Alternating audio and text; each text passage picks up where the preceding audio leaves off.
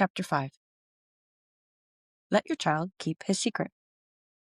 Very few grown-ups even suspect that children have a secret of their own. In fact, I have known some parents who resented the very idea that their children might want to hide anything from them. One poor mother who always wanted to know what her little girl of 5 was doing every minute of the day and was continually asking her questions and interfering could not understand why the child had developed an uncontrollable temper and was almost angry with me when I told her that it was nothing but the child's instinctive way of trying to keep her secret. Secret?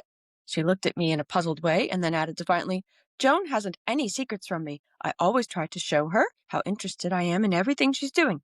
When she grows up, I want her to feel that I am her very best friend and she can tell me everything.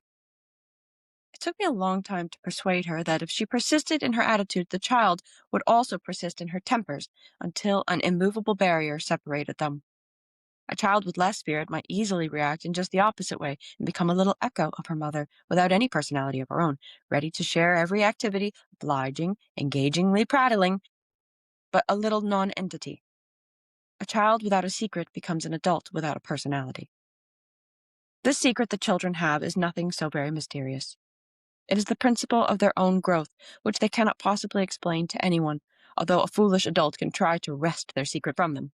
Nowadays, we are all so scientific, so busy trying to understand the why and wherefore of everything, that, without thinking, many conscientious parents try to understand their child by questioning them.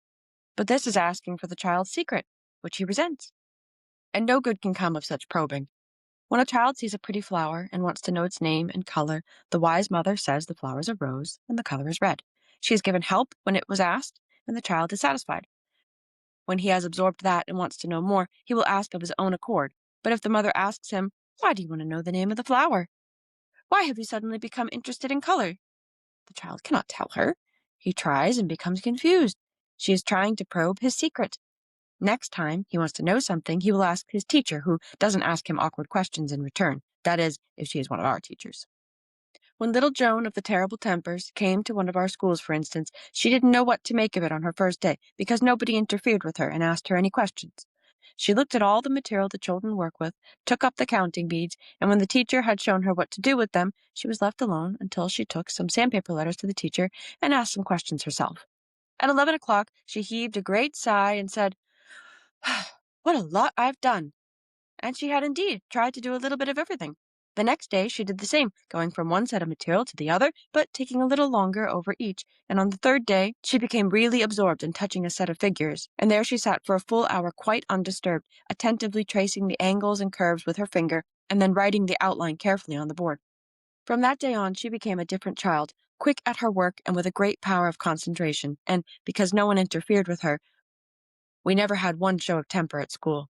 Of course, at home she wasn't cured quite so easily, but we asked her mother to come along and see the children at work, and we explained to her how important it was not to try to share the child's occupations unless he asked for help.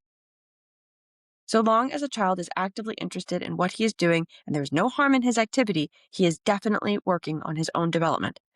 Besides any new idea he might be grasping, he is developing concentration and self-discipline. A child does not know why he is interested in a particular object or movement at a particular moment. The important thing is that he is interested, and that it is natural for his mind to grow, just as his body does. Therefore, what interests him at the moment is appropriate for his needs. We call our schools children's houses, and in them the children are masters of the house. When we have visitors, we do not allow them to behave as though the children were objects on display to be questioned. Our visitors come as guests to the children's house, and we expect them to respect our children as guests respect their host. Guests do not ask, what are you doing? Why did you do that? What does this mean? It's useless for us to probe, for the child can no more give an account of the workings of his mind than he can account for his own bodily growth. But we can distort his development if we are not careful. We can destroy the child's sense of independence by thoughtless questioning. Our part is to give help when we are asked. If we are careful not to interfere with a child's activities and interests as long as they're not harmful, nature will see to his development. Your little sons and daughters are men and women in the making.